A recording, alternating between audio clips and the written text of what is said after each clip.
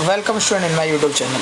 आज हम BHDC 103 Hindi honours के क्वेश्चन नंबर के बारे में डिस्कस करेंगे जो लास्ट दिसंबर में हुआ था। इसमें आपका अधिकतम 100 अंक का आता है, 3 घंटे क्वेश्चन है और आपको पासिंग मार्क्स 35 लाने हैं। इसमें आपको कुल 5 क्वेश्चन करना है। पहले को आपको जरूर एक्सप्लेन करना है। इसमें आपके टोटल गद्यांश दे रखे हैं, ये काव्यांश को समझना है और उनके बारे में लिखना है। कोई 3 करने काव्यांश, एक जैसे ये दे रखा है, बी दे रखा है खा वाला, CDE, इनमें से कोई 5 आपको 5 में से कोई 3 आपको करने हैं। और इसमें आपका ये है क्वेश्चन है, इनको एक्सप्लेन करना है। 16 नंबर के कोई 4 क्वेश्चन इनमें करने हैं। जैसे हम पहला करते हैं, कबीर के काव्य का महत्व स्पष्ट कीजिए। जैसे आपका कबीर के काव्य विशेषता को वर्णन करना है आपको, तो इसमें क्या जनता ने एकता की स्वीकार भक्ति आंदोलन ने अपने धार्मिक विचारों के बावजूद जनता को एकता को स्वीकार किया। ठीक है, यही स्वीकृति वैचारिक और व्यवहारिक दोनों आधार पर है। रामानंद की शिष्य परंपरा में कबीर, रैदास, दादू, तुकाराम तथा तुलसी समान दूसरे स्वीकार, तथा मीरा ने अपने गुरु के रूप में रैदास को स्वीकार किया। ये एक मिसाल है। दूसरे कबीर कहते हैं, ना मैं हिंदू ना मुसलमान, और तुलसीदेव भील फिरात जैसे जंगली जातियों को राम के द्वार स्वीकार और सम्मान करवाते हैं, तो इसी एकता की बात करते हैं। ईश्वर के समक्ष सबकी समानता भक्ति आंदोलन का यह है एक वैचारिक आधार है, जिसके माध्यम में ऊंच नीच एवं जातियों और वर्णभेद के आधार पर विशेष समानता होती है। और जो आपके कबीर ने क्या क्या बोला, एक बार से पढ़ लेना, इसको पूरा आप ज़्यादा हार्ड नहीं है।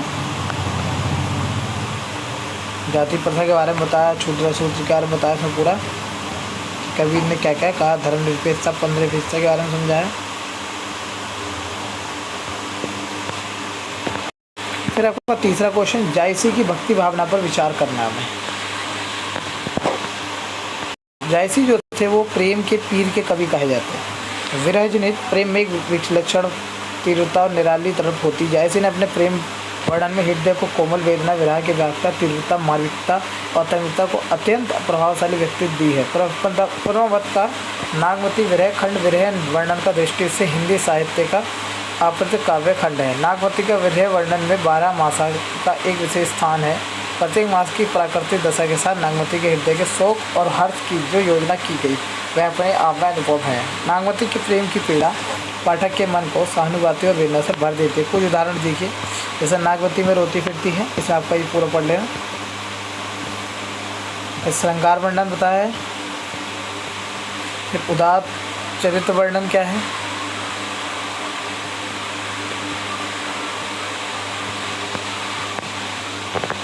फिर आपका क्वेश्चन नंबर 4 यह है, सूरदास के वात्सल्य वर्णन पर प्रकाश डालिए। वृहत हिंदी कोश के अनुसार वात्सल्य के अर्थ है जैसे प्रेम, स्नेह, संतान के प्रति माता पिता का स्नेह भाव। कुछ आचार्य वात्सल्य रस के 10वां रस मानते हैं।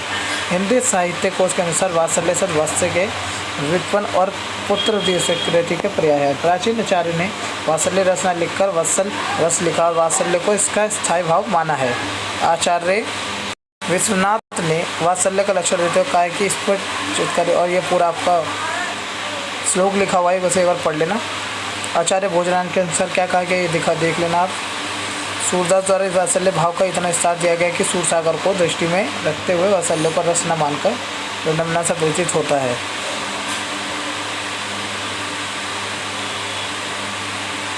मीराबाई की भक्ति भावना पर रेखांकित की जाए, मतलब मीराबाई की भक्ति के बारे में पूरा समझाना है हमें।